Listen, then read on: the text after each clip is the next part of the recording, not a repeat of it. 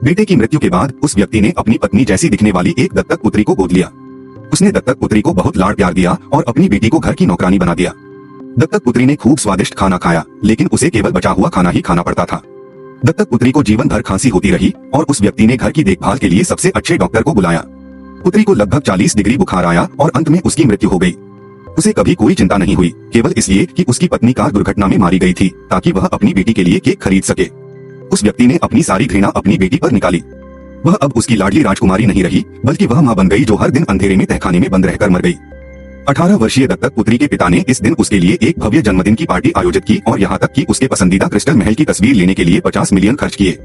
सभी को लगा कि गोद ली हुई बेटी शेन परिवार की बेटी है, इसलिए उन्होंने ठंडे कपड़े पहने उस लड़की को उस परिवार की नौकरानी की तरह माना और उसे खुद गाड़ी धोने के लिए बाहर जाने दिया। मेरे पिता ने भी इन सब बातों की अनुमति दे दी और लड़की की आंखों से आंसू बहने लगे। मुझे याद है कि 10 साल पहले मेरी माँ जीवित थी और मेरे पिता का करियर अभी शुरू ही हुआ था। मेरी माँ ने शादी से पहले अपनी सारी बचत बेताबी से निकाल ली ताकि वह मुश्किलों से उबर सके। 6 साल की बच्ची ने भी अपने सारे पैसे निकाल लिए। उस समय मेरे पिता के आंसू बच्ची के चेहरे पर गिरे। मैं था।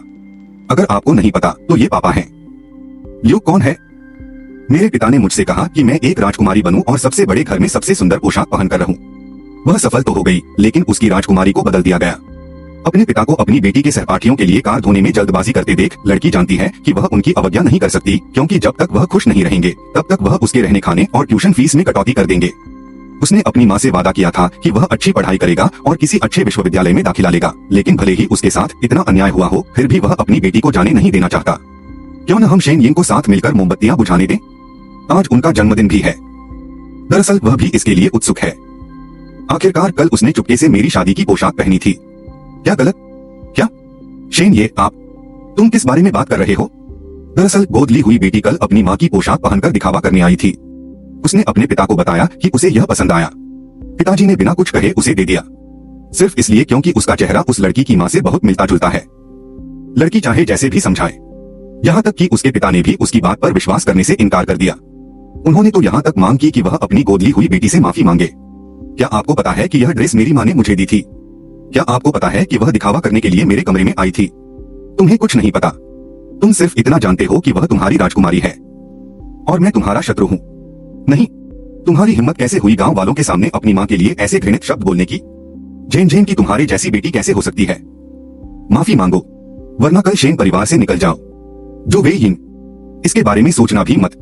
मेरी माँ तुम्हारे जैसे पति को क्यों चुनेगी? उसने तुमसे शादी इसलिए की क्योंकि वह अंधी थी। इस थप्पड़ के बाद उस आदमी को कुछ परिणाम भुगतने पड़े। वह समझ नहीं पा रहा था कि क्या समझाए, लेकिन 10 साल की लड़की ने उसे धक्का देकर दूर कर दिया।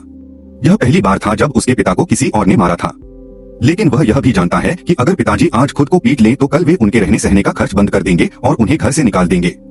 पिताजी खुद से बिल्कुल भी प्यार नहीं करते।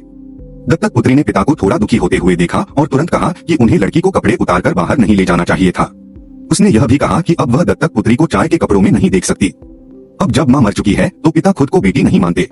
उन्हें और किस बात की चिंता करनी चाहिए? उन्होंने तो गोद ली हुई बेटी के चेहरे पर एक थप्पड़ मार दिया है। मुझे तुम्हारी पोशाक पहनने के लिए दोषी ठहराना और मुझे नौकरानी कहना, जिसे तुम बार बार फोन करते हो। मैं तुम्हें इस थप्पड़ से पीट पीट कर मार डालूंगा। इस चेहरे के साथ मैं अपने कमरे को लूटूंगा, अपने कपड़े लूटूंगा और अपने पिता को लूटूंगा। शेन, ये इसे रोक दो। यह आखिरी थप्पड़ था। मैं तुम्हें पीट पीट कर मार डालूंगा। मेरी पहचान छीनना और शेन परिवार की एक बड़ी महिला होना ही काफी नहीं है। अब तुम मुझे शेन परिवार से बाहर निकालना चाहते हो? शेन, ये तुम सपने देख रहे हो। पिता का दिल टूट गया और उन्होंने लड़की से पूछा कि उसकी हिम्मत कैसे हुई उसके चेहरे पर वार करने की, जबकि अन्य मेहमान भी पहाड़ की तरफ आग जलाने के लिए मौजूद थे। उनका मानना है कि गोद ली हुई बेटी शेन परिवार की बेटी है, जिसके चलते लड़की को शेन परिवार के घर से निकाल दिया गया होगा। पिता ने जरा भी संकोच नहीं किया और लड़की को घर से बाहर निकाल दिया। तो मैं चलती हूँ। वैसे भी मैं बहुत समय से इस घर को छोड़ना चाहती थी।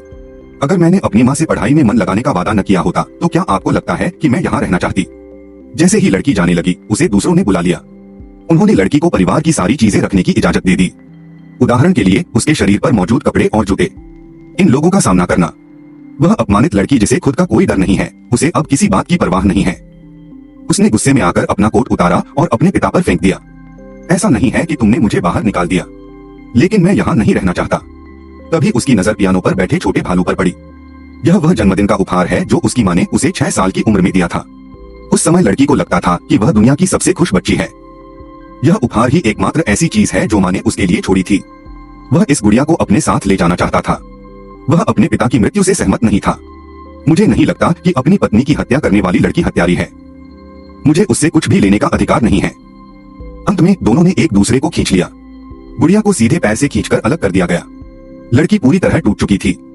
उसके दिल से न केवल गुड़िया का पैर निकाला गया। यह सब उसके और उसके पिता के बारे में है। इस परिवार में अब मेरे समय के लायक कुछ भी नहीं है। अब से तुम्हारे और मेरे बीच मैं तुम्हें 2 टुकड़ों में काट दूंगा। मैं तुम्हें 2 टुकड़ों में काट दूंगा। वह मुड़ा और चला गया। मुझे अगले ही पल अपने फोन की घंटी बजने की उम्मीद नहीं थी और फोन नंबर से पता चला कि यह मेरी माँ का फोन था, जिनकी मृत्यु 10 साल पहले हो चुकी थी। माँ को मरे हुए 10 साल हो गए हैं। मैंने इस संख्या के बारे में कभी सोचा ही नहीं। क्या यह कोई शरारत है? क्या होगा अगर सच में मेरी माँ ने ही उसे फोन किया हो? बेबी, जन्मदिन मुबारक हो। बहुत दिनों से मुलाकात नहीं हुई। माँ तुम्हें बहुत याद करती है।